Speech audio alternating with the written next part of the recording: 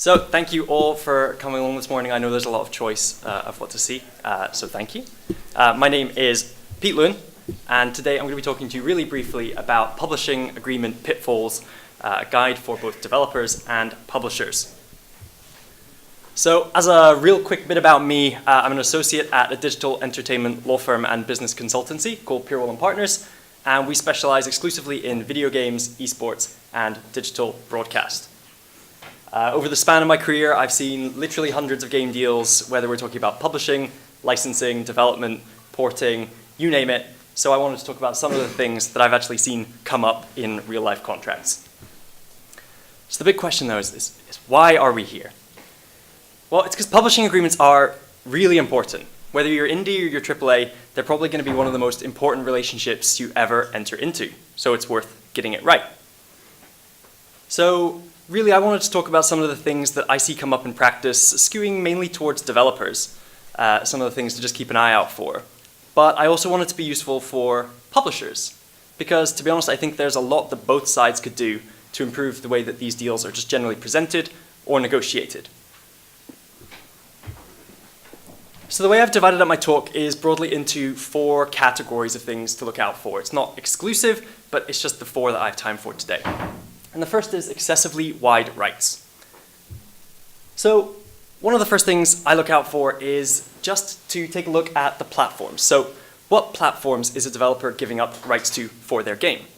i.e., what exclusive publishing rights, which platforms is this publisher getting rights to? And that's really important to do because more often than not, I see developers just being asked to grant rights for all platforms to their game. So it covers platforms that exist now or that might exist in the future. But that shouldn't always necessarily be the case. So you might be a developer and you're happy to give away PC and, say, console, but maybe you want to carve back mobile rights because maybe this publisher doesn't do mobile. Then your contract should say that. But a lot of times they don't. They just treat everything as a homogeneous blob of platforms. You give away all rights, and that's not a good thing unless you know you want to do that. So take a look out for platforms and only give away what you want. The next thing is territories. So again, in games deals, you often just give away game rights on a worldwide basis. So that means you're giving the publisher exclusive rights all around the world to distribute your game. But should that be the case? Does your specific publisher actually have the experience or the ability to release a game globally? So let's say you think your game's got a particular appeal to a Chinese audience. Well, how is your publisher actually going to get the game out there? Because in China, you need a local Chinese partner to actually get the necessary licenses and regulatory approvals to get the game released.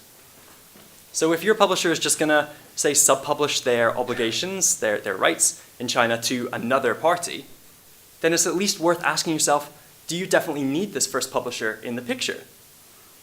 Because at the end of the day, they're going to be a party getting another slice of the revenue, so it just makes your slice smaller. So keep an eye out for territories. Keep back any ones you don't want to give away now or that you think you might want to partner with someone else on. And lastly, just keep an eye out for what types of rights you're giving away. So obviously you'll be giving away game publishing rights, but what about merchandise or TV or ancillary exploitations of any types? Again, does the publisher have the ability to actually exploit any of this stuff? If they do, great, then you can give them up. If they don't, again, carve them back. If you are happy to give them away, then just make sure that the contract actually sets out how the revenue from these different types of exploitation is treated. Because money coming in from Steam for sales of your game is going to be really different from money coming in from a TV deal or sale of merchandise. So the ultimate goal here really is just be clear who is going to get rights over what and why. Really question why. The second topic is IP ownership, and this is often seen as the kind of holy grail of a lot of game deals. If you get ownership of the IP, you're set, right?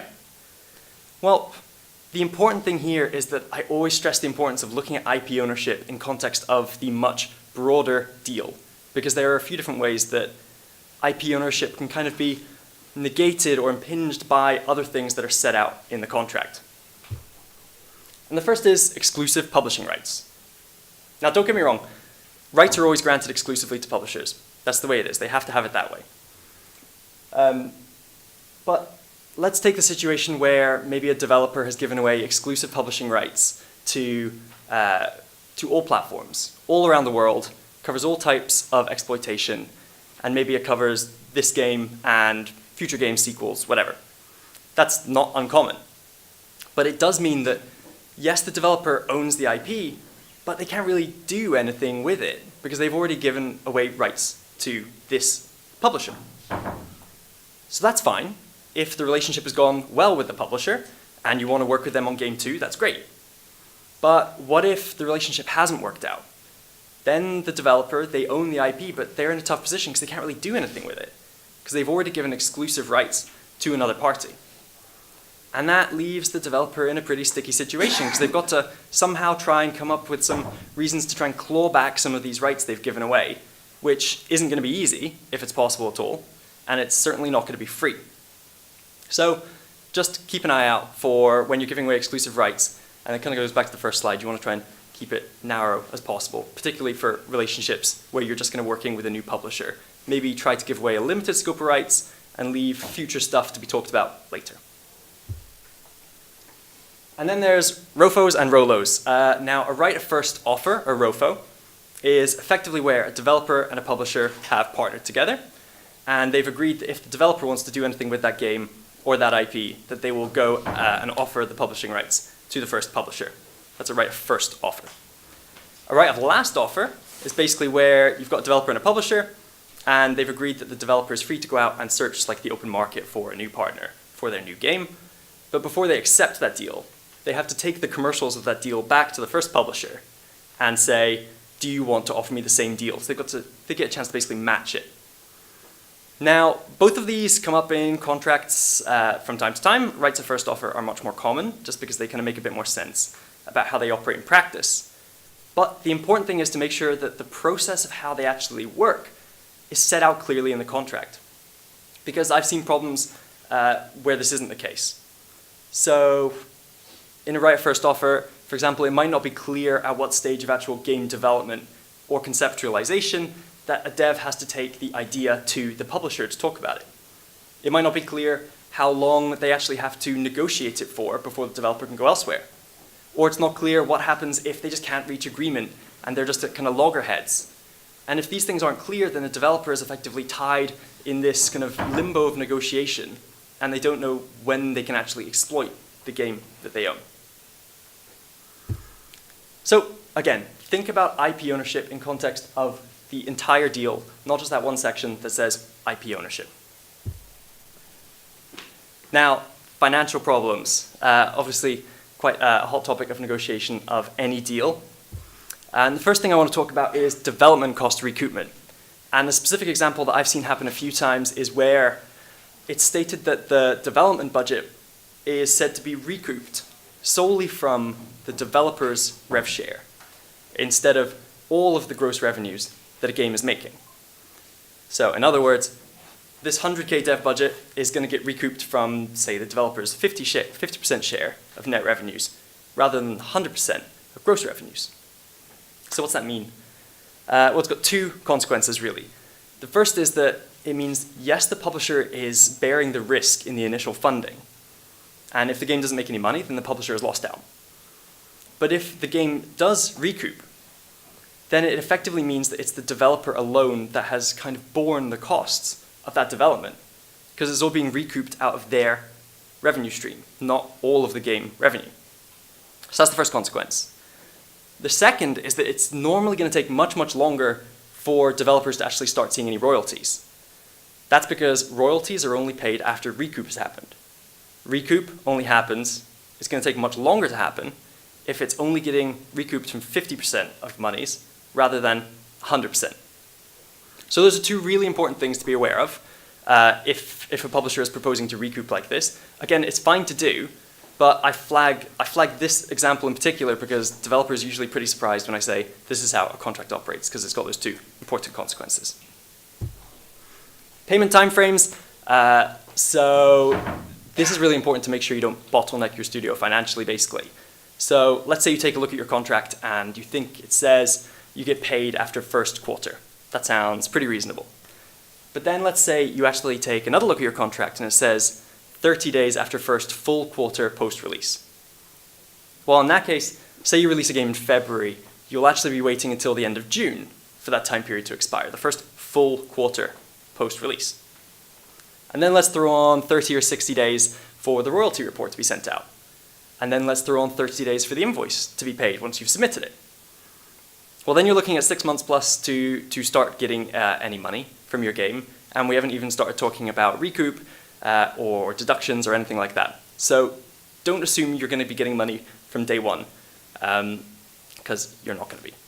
So you want to try and narrow down as the developer these payment periods, but you also need to be aware that publishers themselves have kind of restrictions here that they have to comply with, because they only get money from platforms at certain times. So both sides really have to kind of be reasonable about what is fair here. And lastly, deductions. It's pretty obvious what you want to do here. Developers want to try and narrow down the categories of things that can be recouped. Publishers obviously want to try and keep these as wide as they can, because the publishing costs of a game can sometimes be a bit kind of ethereal and you don't know what you'll need at the time of negotiating. But the important thing is just be clear about what categories of things, I think, can be recouped. So what categories can definitely be recouped? Which need consent maybe? Are there financial thresholds to any of these things? And if there are, then set these out in the contract, because no one wants to be kind of arguing 6 months down the line about whether or not something is recoupable, because that can kind of lead to a lot of bad blood. So the ultimate goal here, just be clear who gets paid what and when.